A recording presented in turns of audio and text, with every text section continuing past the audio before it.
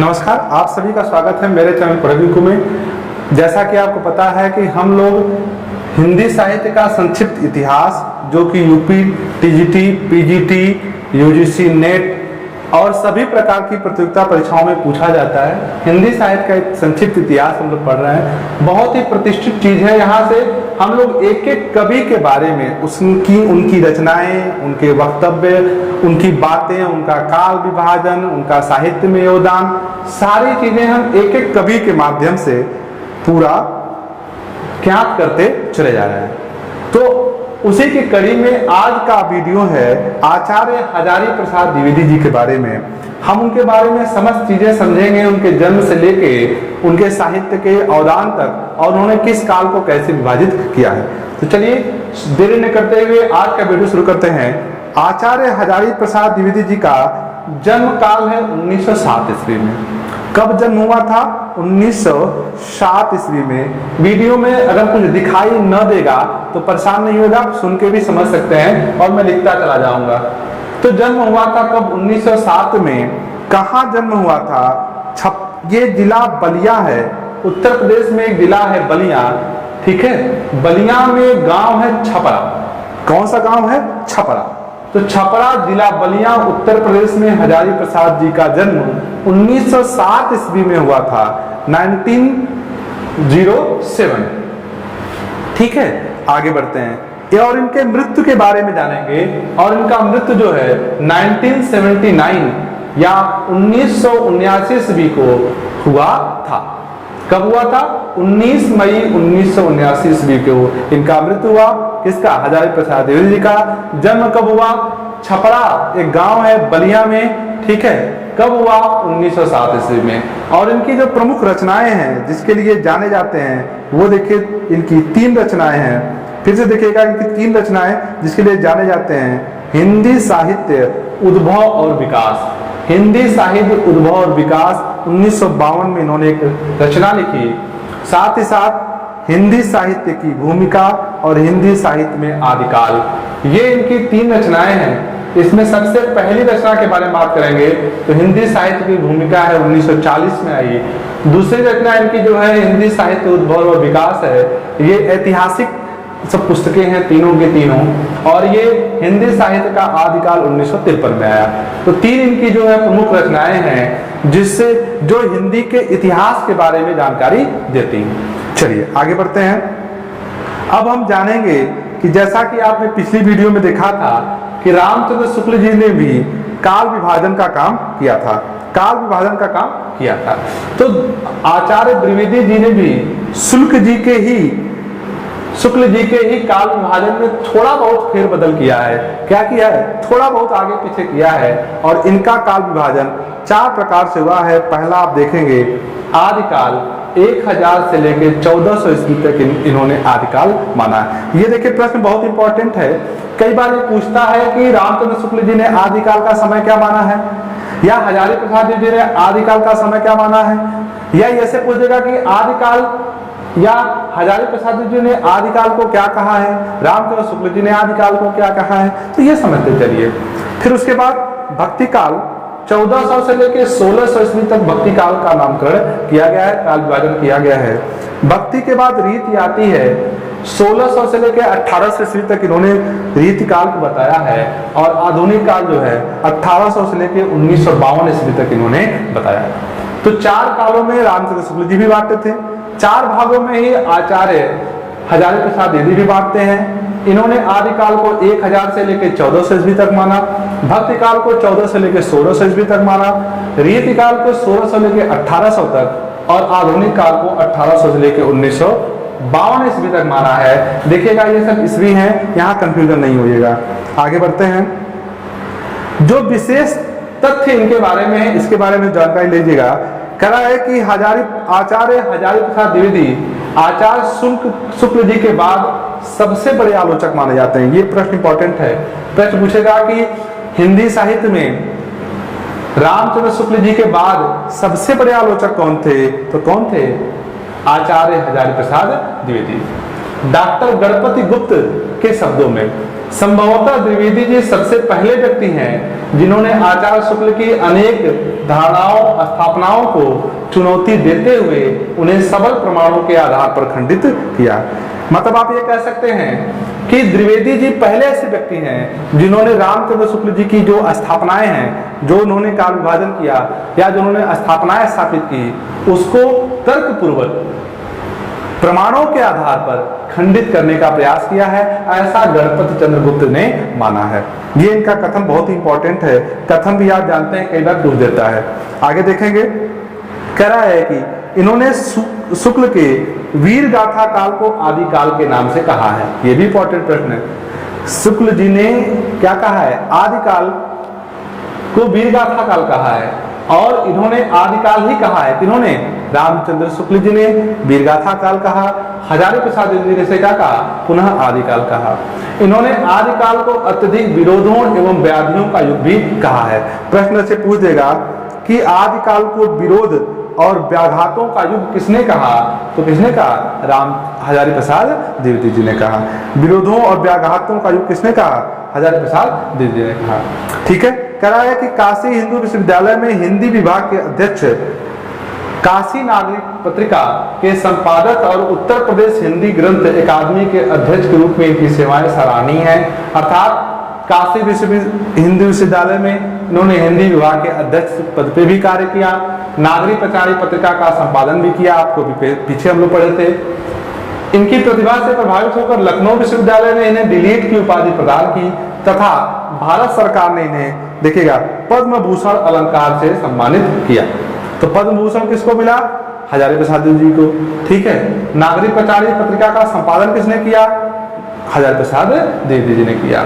आगे आगे जो इनका प्रसिद्ध कथन था, कथन मैंने कहा कई बार पूछता है, तो देखिए कथन यहाँ पे, भारत का लोकनायक वही हो सकता है जो समन्वय करे।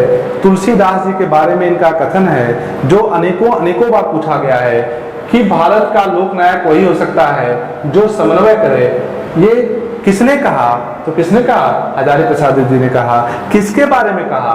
तुलसीदास जी की समन्वय भावना पर इन्होंने कहा था। अब आगे पढ़ते हैं, इन्हें कौन कौन सा सम्मान मिला? तो सम्मान की बात करेंगे तो इन्हें जो है 1962 में बंग साहित्य अकादमी द्वारा टैगोर सम्मान मिला। 1973 में साहित्य अकादमी पुरस्कार की प्राप्ति हुई। तो याद रखिएगा, बंग साहित्य अकादमी पुरस्कार 1962 में और 1973 में साहित्य अकादमी पुरस्कार की प्राप्ति हुई। किसे? हजारी प्रसाद द्विवेदी जी को। तो जन्म कब हुआ? 1907 में। कहाँ हुआ? छपरा में हुआ, बलिया उत्तर प्रदेश में हुआ। ठीक है। मृत्यु कब हुई? 1979 में हुआ। ठीक है। और 1962 में इन्हें जो बंग साहित्य अकादमी का पुरस्कार मिला। 1973 में इन्होंने साहित्य अकादमी पुरस्कार प्राप्त किया। प्रसिद्ध कथन आपको याद हो गया, भारत का लोकनायक वही हो सकता है जो समन्वय करे। किसके बारे में? तुलसीदास जी के बारे में। एक और चीज अभी आपको हमने बताया, गणपति चंद्रगुप्त ने कहा कि रामचंद्र शुक्ल के बाद संभवतः कौन? हजारी प्रसाद द्विवेदी जी दूसरे ऐसे व्यक्ति हैं, ठीक है, पहले ऐसे व्यक्ति हैं जिन्होंने रामचंद्र शुक्ल जी के जो स्थापनाएं हैं उनको तर्क के साथ क्या किया? साक्ष्यों के साथ, ठीक है, क्या करना किया? उन्हें उस पर चोट करने का प्रयास किया। चलिए आगे बढ़ते हैं। तो इस प्रकार से रामचंद्र शुक्ल के बाद हजारी प्रसाद द्विवेदी जी को हमने भी पढ़ लिया। इनका जो काल विभाजन पढ़ लिया हमने। काल विभाजन आपने देखा 1000 से लेके 1400 तक था। ठीक है। आदिकाल, उसके बाद भक्ति काल, फिर रीतिकाल, फिर आधुनिक काल जो 1800 से लेके अब तक चल रहा था। ठीक है। तो इसको हमने पढ़ा। आगे देखेंगे दूसरे कवि जो हैं आज के ही, डॉक्टर नगेंद्र। ठीक है। डॉक्टर नगेंद्र, इनका जो जन्म हुआ था 1915 में हुआ था, मृत्यु हुई थी 27 अक्टूबर 1999 में। तो मृत्यु हुई 27 अक्टूबर 1999 में, जन्म हुआ 1915 में। जो इनकी रचना है वो देखिएगा, इनकी रचना जो है हिंदी साहित्य का बृहद इतिहास, मोस्ट इंपॉर्टेंट है, हिंदी साहित्य का बृहद इतिहास। ये ऐतिहासिक रचना है। ठीक है। हिंदी साहित्य का इतिहास इसे भी कहते हैं। तो डॉक्टर नगेंद्र की रचना कौन है? हिंदी साहित्य का बृहद इतिहास, 10 भाग में आया था ये। आगे देखेंगे दूसरी रचना इनकी है हिंदी साहित्य का इतिहास और रीतिकाल की भूमिका। 3 इनकी जो है प्रमुख पुस्तकें हैं, रचनाएं हैं। इसके बाद काल विभाजन देखेगा। काल विभाजन जो है इन्होंने साहित्यास को 4 खंडों में विभाजित किया था। देख लीजिए।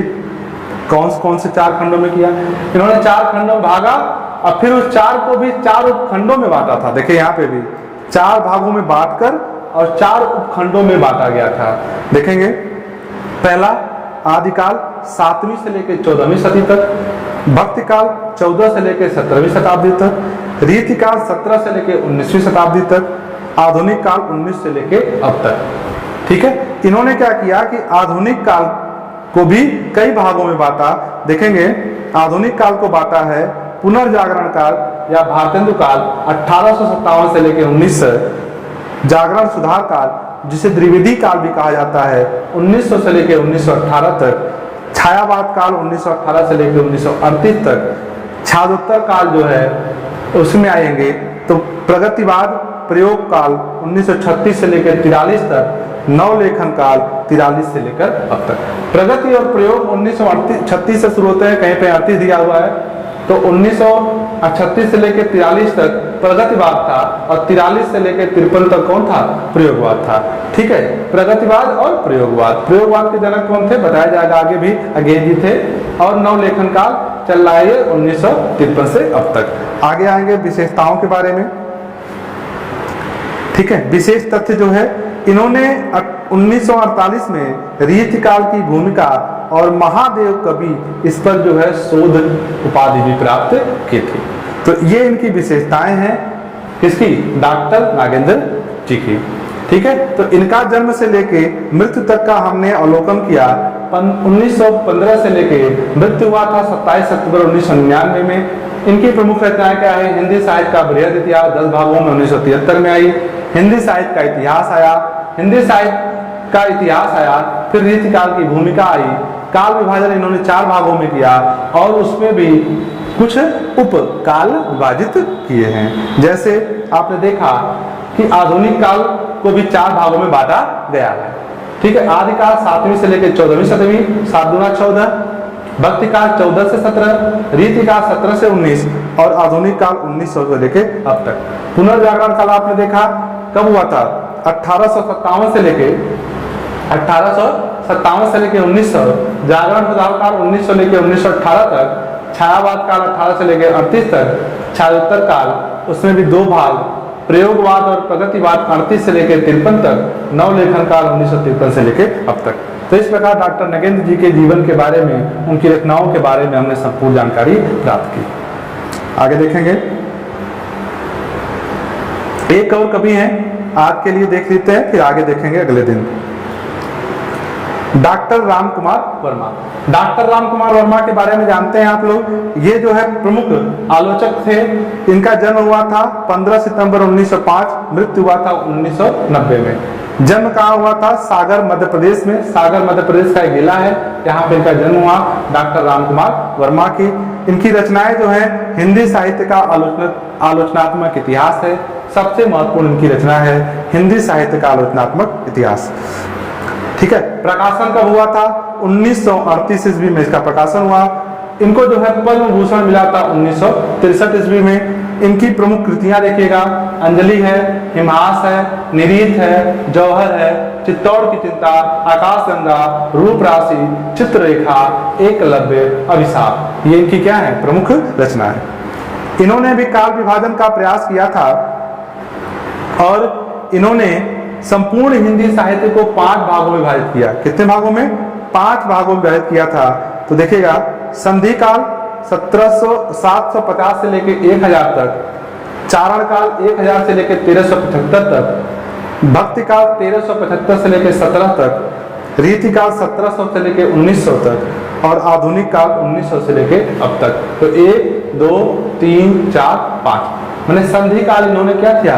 जोड़ दिया था 750 से लेकर 1000, चारण काल 1 से लेकर 1375, भक्ति काल 1375 से 1700, रीति काल 1700 से लेकर 1900, आधुनिक काल 1900 से लेकर अब तक। ठीक है, इनके बारे में विशेष चीजें देख लीजिएगा। इनके बारे में विशेष चीजें हैं कि इन्होंने शुक्ल जी के वीर गाथा को चारण काल और उससे पूर्व के जो काल थे उसको संधि काल करके बुलाया है। संधि काल में अपभ्रंश की रचनाओं का समावेश किया गया है। ठीक है, ये इनकी जो है विशेष व्यवस्था थी। एक और चीज देखिएगा, इन्होंने भक्ति काल की निर्गुण ज्ञान आश्रयी काव्य धारा को संत काल और प्रेमाश्रयी काव्य धारा को सूफी काव्य कहकर पुकारा है। भक्ति काल को निर्गुण ज्ञान, जो भक्ति काल की निर्गुणी ज्ञान श्रेयी काव्य धारा है उसको संत काव्य कहा और प्रेमाश्रयी काव्य धारा को सूफी काव्य करके बुलाया गया। इनके बारे में विशेष ये है कि इन्होंने अपनी पहली जो कविता थी मात्र 17 वर्ष की आयु में, ठीक है, देश सेवा शीर्षक नाम से लिखी थी, जिस पर इन्हें 51 रुपए का पुरस्कार भी प्राप्त हुआ था। तो इस प्रकार से हमने इनके जीवन के बारे में जानकारी संपूर्ण प्राप्त कर ली। अगले कभी आगे पढ़े जाएंगे, अगले दिन पढ़े जाएंगे, अगले वीडियो में देखिएगा। तो राम कुमार वर्मा का जन्म 15 सितंबर 1905, मृत्यु 1990, जन्म स्थान सागर जिला मध्य प्रदेश। ठीक, आशा है आपको वीडियो पसंद आया होगा। पसंद आए तो लाइक से सब्सक्राइब जरूर करें ताकि अधिक से अधिक लोग इसको देख पाएं और लाभ उठा पाएं। पूरे टीजीटी, यूजीसी, नेट की संपूर्ण कक्षाओं को हम लोग इस प्रकार से वीडियो के माध्यम से आपके सामने प्रस्तुत करेंगे। बहुत बहुत धन्यवाद।